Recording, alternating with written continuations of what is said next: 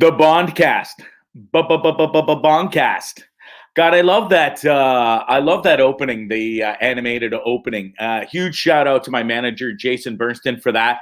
I know he was instrumental in getting someone to do that. So huge shout out. I love it. And we use it on Bondzee Live for my show on YouTube, Trippin with Bondzee. Wow, BondCast number 12. It has been a hot minute. Geez, I haven't done a BondCast since I think early December, maybe even end of November, because what had happened was officially put all my time and effort into planning this whole trip of going on the road and stuff. And the BondCast sort of got cast aside. Now, what's funny is most people say you don't even get past, people that start podcasts don't get past 7 or 8. Now, I got to 11 and stopped, not because I hated doing it or I had nothing to say. In fact, it was quite au contraire, if you will, because I got picked up by DeanBlondell.com, which I'll get into later. And now I've got an even bigger platform to put this BondCast out. And I'm kind of kicking myself for not doing it earlier, but it's just been tough. There's only one of me. And now, so what has happened? I'll give you the quick update for those that don't know. I'm Canadian, sold my house in Canada in Orillia, Ontario, sold everything I own damn near. What was left is stored in my parents' basement. And I bought a tour bus, 45-foot Prevost tour bus in Chattanooga, Tennessee. Flew down here March 23rd, I believe. Picked up the bus on the 24th and have been traveling in it ever since. We've gone from Tennessee to, we stopped in Graceland, which I'll get to in a minute as well. Then Arkansas and down into Texas, where I've been in Texas for quite a bit now. I'm going to say 3 weeks, probably out of the 6 weeks that I've been gone, which, yeah, it's wild already to think that I've officially been on the road out of Canada for 6 weeks now. Getting here was a lot easier than I thought. We flew down out of Toronto. I say we. I started this trip with an assistant, a friend of mine. That didn't work out so well, and I had to let her go politely. It just wasn't working out. So we went our separate ways, and I've been doing this trip alone for, God, over 3 weeks now. It's been a great time. So, yeah, I bought this huge tour bus. And so what the goal is to go around the USA, mainly Texas to start was my main kind of vocal starting point. Texas, New Mexico, Arizona, and then up into California. And then we'll see how it's going from there. But so far, this trip has been awesome. Let me see if I got a picture of the bus here I can throw up. Like this, check this out. This is the bus I bought. Like I said, it's a 45-foot Prevost XL Vogue.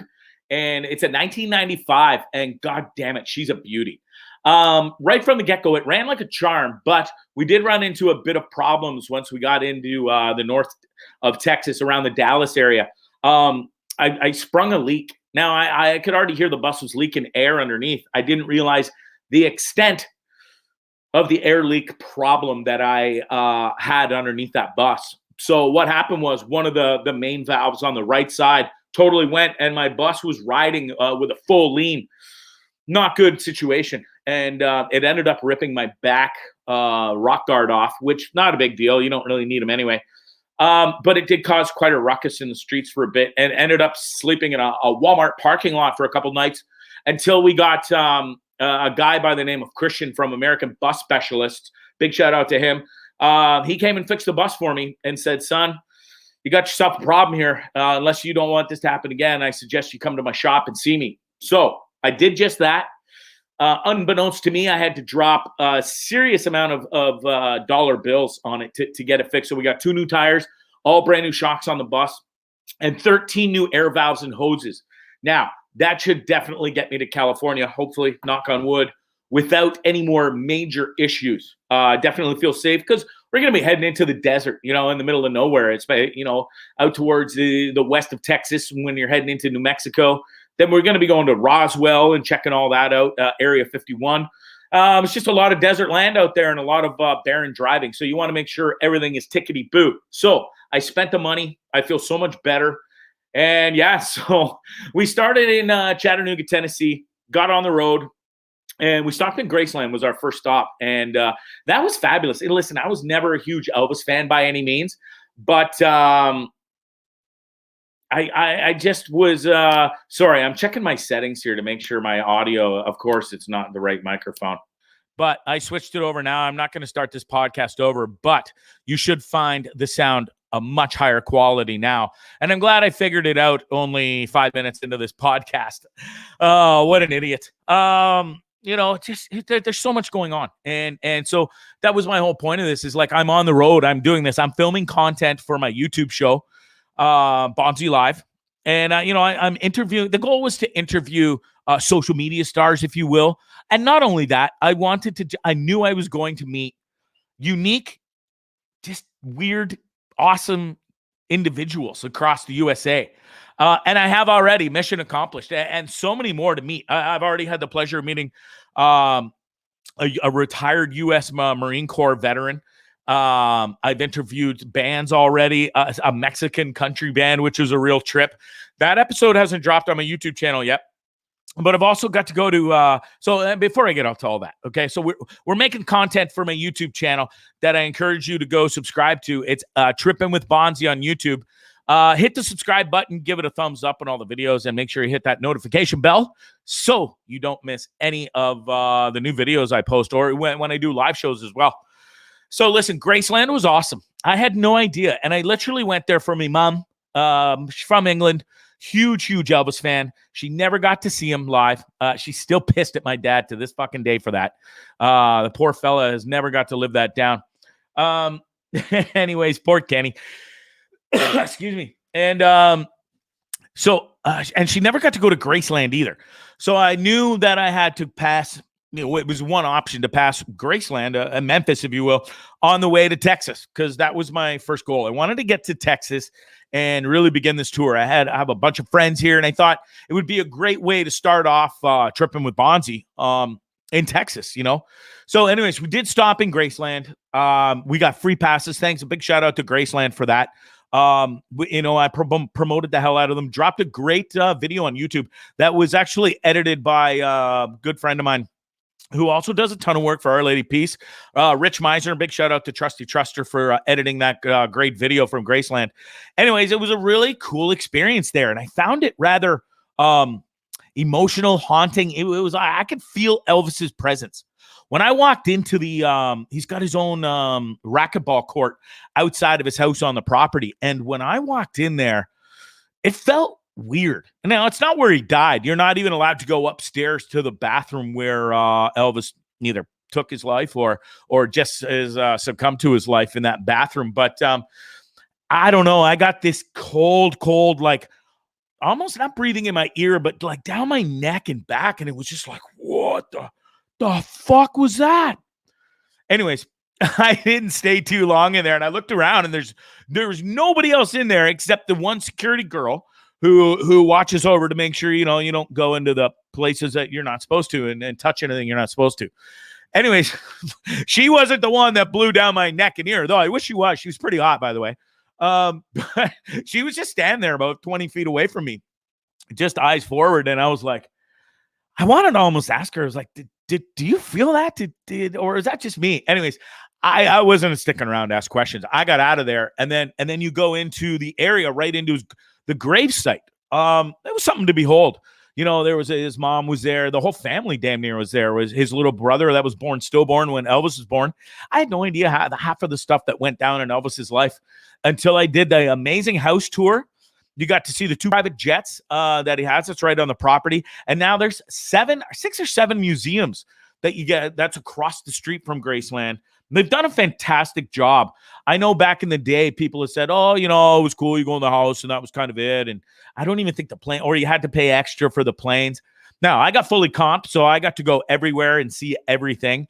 And I got to say now, I'm a big Elvis fan for, what he went through, how his career started. He was, an amazing singer, dancer, and then he got into acting, went off to war, for Christ's sakes, like just a kind of a true American hero. Now, I know a lot of people were saying, oh, Elvis was a pedophile and this and that, and he met, what was her name? Priscilla, when she was only 14. But hey, times were different back then, and they didn't even get married and stuff or hook up till they were 18. So, I mean, it was just kind of the norm back then. And I don't know. I've never seen anything anything hard evidence bearing that shows Elvis was a pedophile or anything. So I just kind of poo-poo that aside and just go. Anyways, I got to FaceTime me mom and me dad from right up front of the house of Graceland. I even shed a tear or two because it was just emotional to get to share it with my mom right there and be there. And I just finished going through that haunted part of which I felt was haunted, the racquetball court, and then going in and it leads right into the garden behind the pool where all the grave sites and stuff were. It was heavy, man. It was heavy.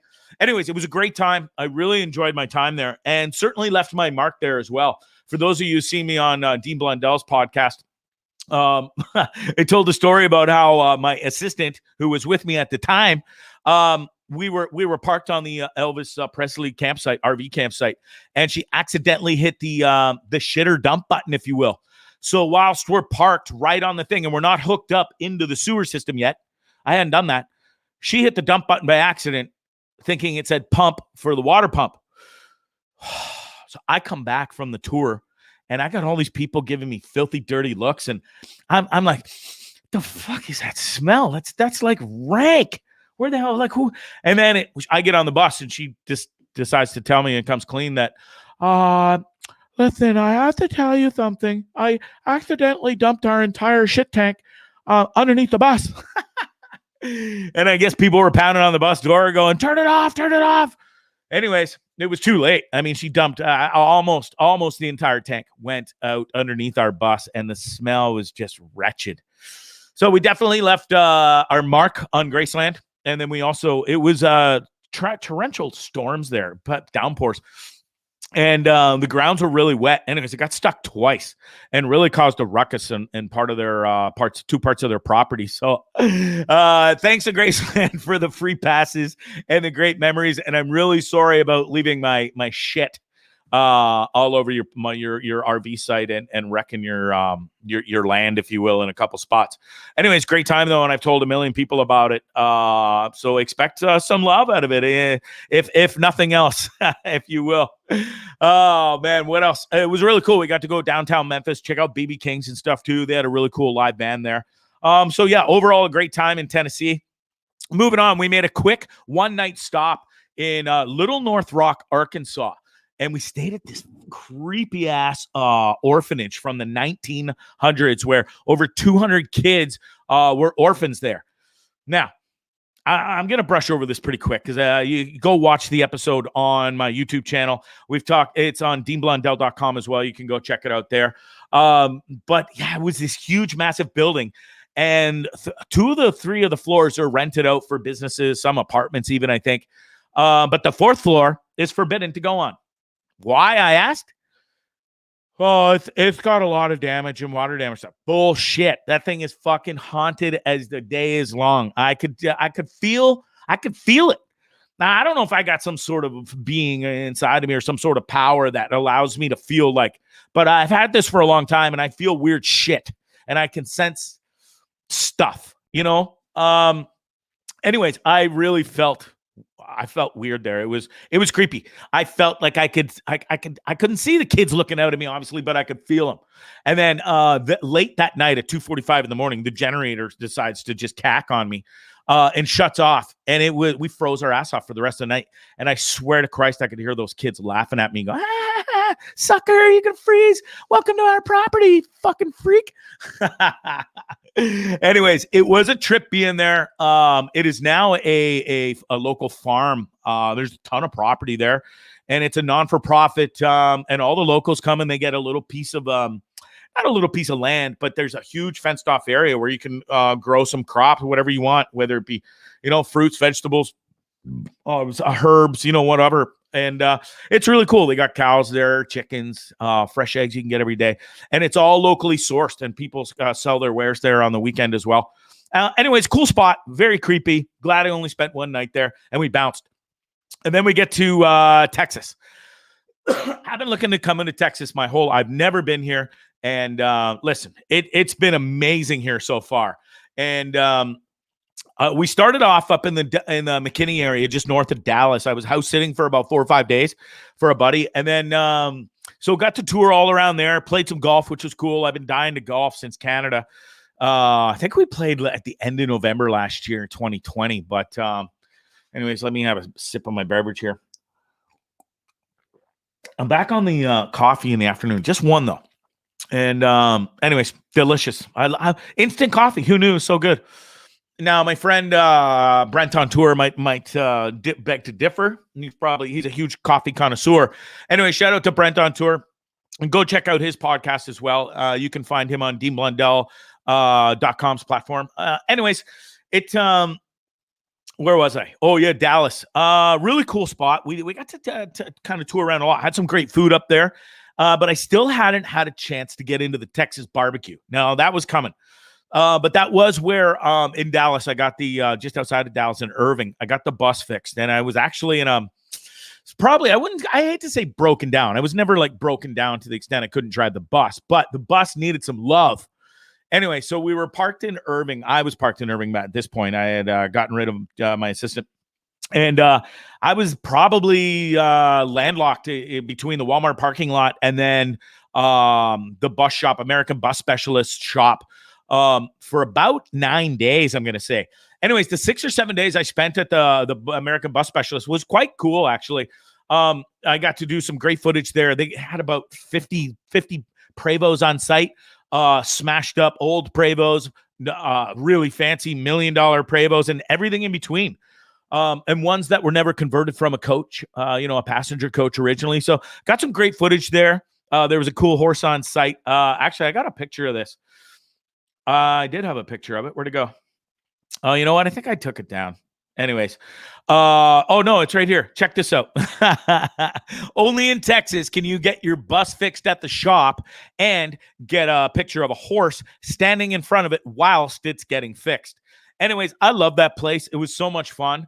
There's another great shot of the bus. That was at Waco, Lake Waco, actually, which I'll get to Waco in a minute.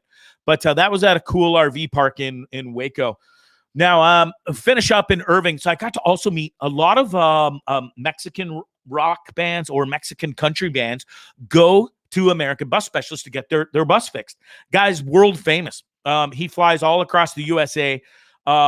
People fly him in because he's literally a specialist of Prevost tour buses. So like bands, I got to meet so many great musicians and stuff there that were pulling in on, I wouldn't say a regular basis, but over the 7 days I was there, I think I met 3 different bands, and they all like literally will drive 24 hours out of their way to come and get their bus fixed at American Bus Specialist. So huge shout out to them. And if you're watching this or listening to it and you own a Prevost bus and you're traveling across the USA, if you are in a pinch, and I don't care how far away you are from Irving, Texas, look up American Bus Specialist. Okay. So big shout out to Christian there. Such a good dude. Oh, that I hit that accidentally, but there's a great shot of the front of my bus with me and Tucker. So my dogs come with me on the road, and great black and white photo. So yeah, that's really cool. Anyways, what else? So whilst we were in the Dallas Irving area, we got to go to a really cool place called the Truck Yard. And in the Truck Yard, it consists of 5 bars, maybe even more. And it's got a couple of food trucks that deliver the finest Texas barbecue and Mexican wares, if you will. And it also is home to the Toilet Seat Museum. Now, this guy, Barney Smith, he just passed away in 2020 at age 98 years old and ran the Toilet Seat Museum, which it started as a little thing, a hobby of his, and it turned into this full-fledged thing. And he actually ran the museum out of his house until a few months before he passed away. It got bought out by the guy that started the Truck Yard. And now the shrine will forever live on at it's in the colony of the Dallas Fort Worth area. And you got to go check it out. It's called the Truck Yard, and it's the Barney Smith's Toilet Seat Museum. Such a pisser there. So yeah, I've got to do so many other amazing things whilst I've been in Texas. I got to shoot a 300-pound hog, which was beyond a trip, man. It took us, that was our 3rd time. So 3rd time a charm, as they say. But got to shoot that with an AR-10, so that was pretty special. Also got to go to the Waco, the David Koresh compound. Now, in the background of this photo that you can see here, if you're watching this podcast, that is the brand. I wouldn't say it's brand new now. Shit, it's been a while, but that is the newest church built on the exact site where the explosion and fire was back in the old days. 1993, when the FBI blew the place to smithereens, killed 83 or 81 women and children, including David Koresh, which was the only male left on the site. And it was a pretty wild trip to be there. Quite creepy, actually, as well. Speaking of creepy, you could see right down into the hole where the women and kids were gassed. And there's a sign there that says, this is the site right here where these children and women were locked in that bunker. And just creepy all around. And then got to interview the pastor while I was there. Again, that's another episode that's up on my YouTube channel. Go check it out, Trippin with Bondzee. What else have I got to do? I got to see the remember a Texas Chainsaw Massacre? So that is the original van out of the movie. And I didn't put up the picture of the gas station. I should have. I don't know why I didn't put it up. But so that truck, that van is on the exact site where the kids pull into the gas station, where they first meet the creepy dude who's running it. Anyways, it's still there in its original form. The gas station looks exactly the same. Sans the gas pumps. Now, I can't figure out why they would do this. The guy who bought the property went to great lengths to keep it original, but got his hands on the original van from the movie Texas Chainsaw Massacre from 1974. But yet the concrete pad is there where the two old school pumps were, but there's no pumps there. Anyways, I was a little disappointed that he didn't keep those pumps. And also the sign out front. It was a big, what was the big gas station back then? No, it wasn't Sunoco. Anyways, it was an old school. It was almost like in the shape of a colored fan. And anyways, that sign is not there anymore either. And I thought, it's too bad you couldn't keep it 100% original. That being said, it still looked really authentic and unique. It was pretty cool. And inside now you can still get a real Texas barbecue. And you can get it's a shrine to not only the movie, but damn near every horror movie that's the popular ones that were ever made. You can buy t-shirts, trinkets, movie memorabilia. It's pretty cool. I haven't got around to editing that footage yet. That will come out on my YouTube channel within a week or two. And that leads back to what I was saying almost at the beginning of this BondCast. There's just one of me now. So I am the filmer. I am the talent. I am the editor. I am everything. It's a lot, and I am overwhelmed in a good way. But it keeps me on my toes. I get up at between 7 and 7:30 every day, and the first thing I do is coffee, water, take a piss, obviously, and it's right on the computer. And I'm editing. And you got to tag all the stuff you save. I'm trying to make room on my computer, my phone, because I've got so much damn footage. So, and then I spend so much of my day is editing. Then you got to go out and pick and choose what you're going to go and make for content for the day. And not only that, it's content for the YouTube channel and making episodes for Trippin with Bondzee. But I also got to keep busy on keep up with social media. So TikTok, making stuff for almost every day, Instagram, Twitter, Facebook, you name it. And it's just the Bondzarelli show. It's just me. So it has been quite a lot of work, and I'm doing the best I can to get as much content out as fast as I can. And then, the other thing I'm still learning is how to work the YouTube algorithm and get more likes and views and stuff like that. Because listen, I've got the amount of subscribers I need to get monetized, but I don't have the amount of views and watched hours yet. So I encourage you that are listening and watching in this BondCast, please go to my YouTube channel, Trippin with Bondzee, and check out all the quick. Some of them are quick, like 3-4 minutes of just stuff I've been up to real quick. And then others are live shows. Go check it out. Show some love. Give them a thumbs up and maybe drop a comment if you will as well.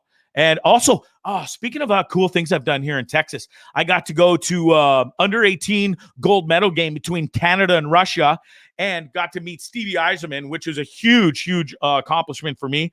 For those who know me, I got a massive wall of fame going on. Excuse me. Well, I did back at my old houses that I lived in. I no longer have a house. I have a 45-foot tour bus. So it was tough to bring all my pictures, my memorabilia from the old days, but I can add Stevie Eiserman to the list now.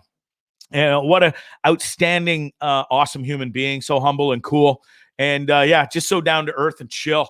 Also, whilst I've been here, I've had the most amazing steak. This was from a small, tiny little town called Leona.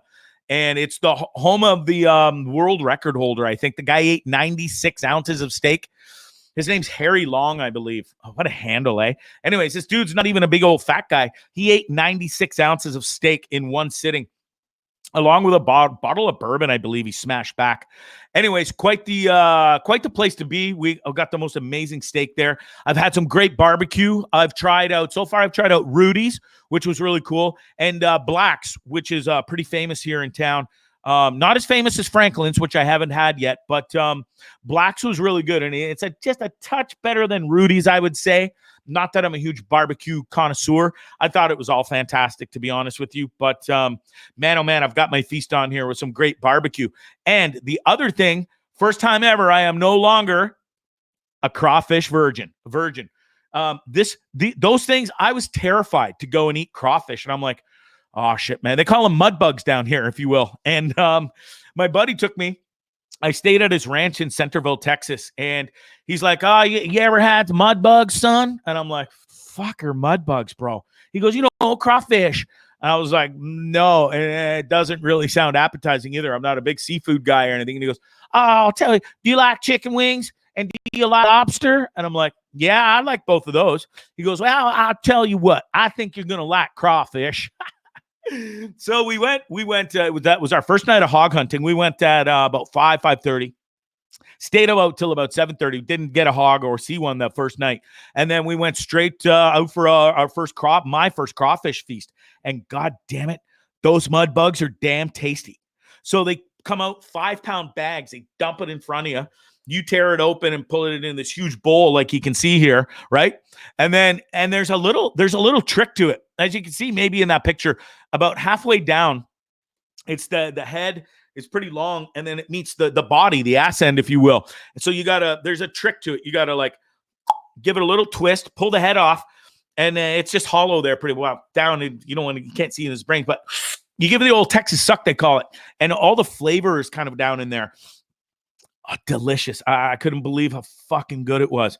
Then, this sounds really gross, but the other end, there's the shit sack is sitting there. Now, you say, fuck, it's shit sack, it's there? Yeah, it is.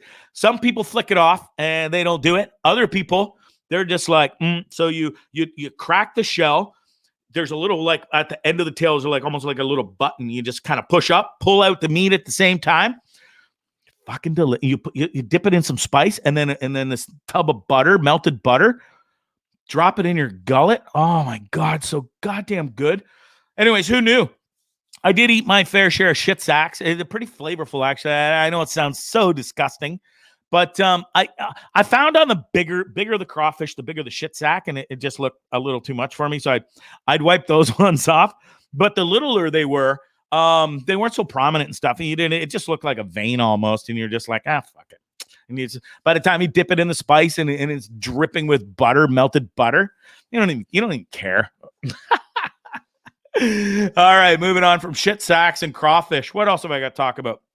Oh yeah, one more thing before I end the podcast here. I got to meet this amazing band, another band. I've been trying to interview these guys for a while. They're called the Reverent Few. Now, they are a full band, but right now, because of COVID and everything down here, these guys are husband and wife, and they've been playing on their front porch for about just over a year now because of the pandemic, and they get tips through Venmo and stuff. That's how they were brought to my attention. They made it up to Canada on somebody's stream, and they shared it, and it just kind of grew, and now people are watching them from around the world. Anyways, I got to be there on Sunday and watch them play live. And then I interviewed them after the show live on the front porch. And there's a whole bunch of people that stayed on the front lawn. And then people were watching around the world. Well, my dog was sitting with me on the front porch, and he decided to walk up to the window. He could hear their dog whining inside. Well, they have a 140-pound Great Dane. Anyways, it couldn't even see my dog, but he knew it was there. And didn't he fucking put his paw right through the front window? Well, good God. The video of that is out on Twitter and Instagram right now. You can go check that out at Bondzee Live. You should see the look on my face. Actually, you can go to the Reverent Few's Instagram page. They posted it in slow motion from their feed. The feed that I posted was from my camera guy. And either one you watch, it is pretty wild. Sound on for sure, because it is hilarious. I mean, all three of us just kind of like, you just couldn't believe this. It almost felt like the Great Dane was coming right out of the house onto the front porch. Anyways, it's been amazing here so far. One other cool thing I got to do while I was here, I've been in Austin a bunch. This is my second time around. I'm actually doing this live from Austin right now. And I got to go to Congress Bridge, where at nighttime, hundreds of thousands of bats come pouring out of this bridge underneath the Congress Bridge at right before dark. And they make their way to the Congress building down the river. And it is a sight to behold, man. Hundreds of thousands of bats. It just doesn't stop. It almost looks like you can't see bats. And I took quite a lot of heat on this on fucking TikTok. God, there's some haters on there, isn't there? There were so many goddamn bats coming out at one time. It just looks like a fucking blur of clouds. And it's something to behold, I'll tell you. And haters gonna hate, but it was an experience. So I'm looking forward to going back and seeing that and getting a different perspective on top of the bridge. But we'll see. That might be something I do tonight or tomorrow night before I roll out of Austin. And then I'll be heading down to Houston area, San Antonio. We're going to Corpus Christi. There's a bunch of cool things to do down there. And then from there, I'll be making my way up into the western north part of Texas, Amarillo, Midland, Odessa. There's some really cool, interesting things to see all along the way. So make sure you stick around. Thanks for following me on YouTube, Trippin with Bondzee, on TikTok, Instagram, Twitter. It's at Bondzee Live. And then, of course, the BondCast. That this is number 12, and it's been a journey so far. And I hope you guys love what I'm doing so far. Please continue to follow along, and go make sure you hit the subscribe on YouTube and likes and follow on all the other social media. Thanks to Dean Blundell for allowing me to podcast from on his site, deanblundell.com. Make sure you go there daily and check out all the cool stuff that he's posted. And not only him, there's like 35 other great podcasts on there. So if you're sick of the music you listen to and you're just tired of the same old shit, go check out some amazing podcasts. There's a plethora. Too many to mention, and I don't want to mention a few. You didn't mention mine. There's so many. So go check them all out. And a bunch of them have had me on their show as guests too. So I really appreciate that. What else? I think that's it. I think I'll end it. It's been, I rambled on for 32 minutes now. There is so many more great times to come on this trip. We're literally just getting started, even though I've done so much, it feels like, in Texas. But like I said, we're still got so much more to explore here in Texas. Then it's off to New Mexico, then Arizona, then California. Now, once I get to California, I think I'll make the decision from there whether to continue on with this trip and go explore more of the USA, or the other option is I'm just going to stop and I'm going to make LA kind of not specifically right downtown LA, but in and around the LA area. I might look to just park the bus somewhere and make it my home for a little while and try and make it in the voice acting and acting industry. It's always been a dream of mine. And, I've been doing voice acting work for well over a year now. I've been on radio. I've been on a plethora of podcasts and done live shows, and interviewing has really been a newfound skill of mine that I really love interviewing people. So there's got to be something for me in LA, and I think by the time I get there in 2-3 months, the chops will be even more polished, if you will. And I've got some great, fantastic contacts there that are waiting for me and have already set some meetings up with me. So we'll see. I'm definitely going to stop in LA. We'll start down in the I've always wanted to go to San Diego, and then we'll just kind of work our way up into LA, and we're going to make a pit stop there for what could be 2-3 weeks, what could be 2-3 months, or 2-3 hopefully years or more. But you never know unless you try, right? And we'll go and have some meetings and some talks, and we'll see if there's a career for me there or not. And if not, we'll just keep on going on the road, hopefully. Anyways, thanks again for listening to the BondCast. It's BondCast number 12. And huge shout out to Dean Blundell once more. And of course, my sponsors as well, scrambleclothing.com. We also got Restore Burloak FX, my boy BC. Make sure you go check him out if you're in the Burlington, Oakville, Hamilton area, even Toronto. Make the drive, man, because this guy will make your car look brand new again. If it's covered in scratches, dents, rock stuff, whatever it may be. Maybe if you got a angry girlfriend and she carved your asshole in your door or something, or on the hood. My boy can fix that. So go see BC at Restore FX Burloak. Big shout out to Triple Bogey Brewing.com. And yeah, that's it. Thanks again for listening to the BondCast. It's episode number 12 with Bondzee. And go check out my live show on YouTube. It's Bondzee Live on Trippin with Bondzee. Have a great day. That's a podcast. Peace and love.